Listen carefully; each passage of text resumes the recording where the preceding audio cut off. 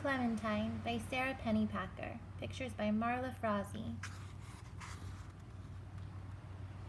Chapter 4. I'd better not go to school today, I told my mom on Wednesday as soon as I woke her up. I have cracked toes. I put my foot right up on the pillow next to her face so she could see without getting up. This is called being thoughtful. Nope, she said without even opening her eyes to see if it was true. Well, that's not all, I said. I also have the heartbreak of sore irises. Nope, she said again, and she still didn't open her eyes. Actually, I think I have arthritis, I said. Mrs. Jacoby was breathing on me in the elevator the other day, and I must have caught it. Oh, please, she said, but this time she opened one eye, and then she made exactly the sound Polka Dotty used to make when she had a hairball. I grabbed the corner of the quilt and I covered my head, but my mom pulled it off again. She took my head in her hands and twisted it around to see all the sides, too hard, like I wasn't inside it. You've cut off all your hair, she said. You've cut off all your beautiful hair.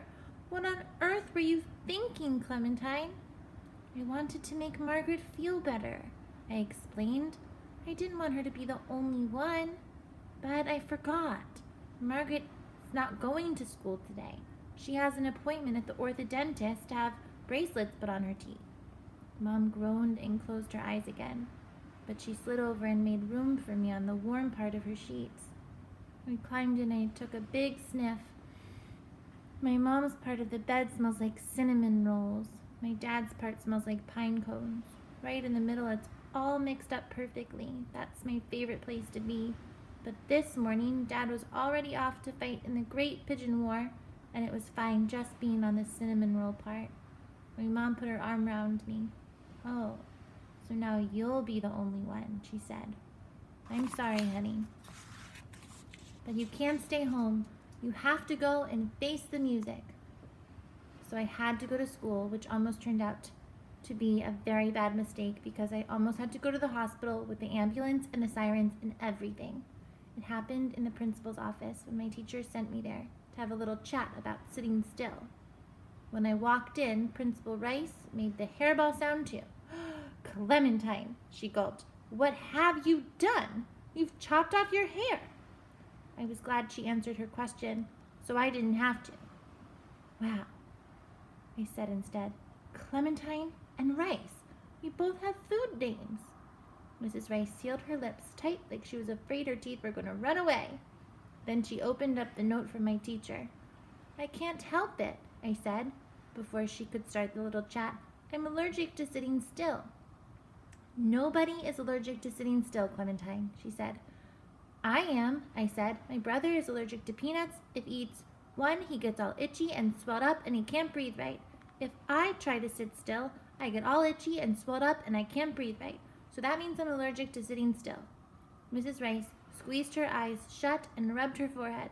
I happen to know this means this idea is so bad it's giving me a headache, because it's the face that I make when my mother tells me to visit Mrs. Jacoby.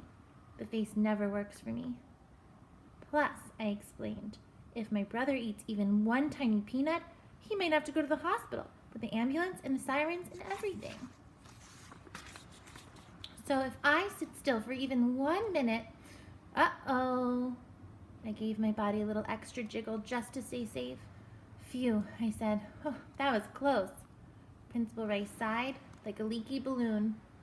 Clementine, do you think when you're in class you could just try to wiggle a little more quietly from now on? I asked my body about this, and it said, sure. So I told it to Miss Rice. Sure, I said. Good, she said. Now, as long as you're here, how about we discuss your hair? Thinking about my hair made me think about Margaret. Thinking about Margaret made me remember about her getting bracelets on her teeth. I want bracelets on my teeth more than anything. But then I had a bad thought. What if they had pointy edges? I didn't want to have any pointy edges things stuck in my mind to worry me all day. So I looked out the window, because the only way to erase pointy things is with round things, and clouds are good for that. Right away I saw a cloud that would make a wonderful tattoo. It looked exactly like a dog, if dogs only had 2 legs, on the top, not on the bottom. I am not allowed to have tattoos yet, which is unfair, so for now I just draw things on my arms so I don't forget about them. But I didn't have a pen.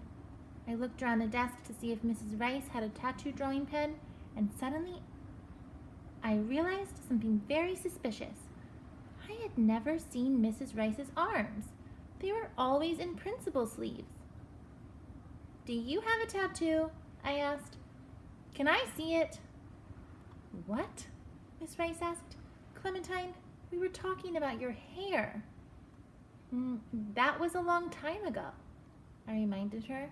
I added a kind smile because it's not her fault she has trouble paying attention.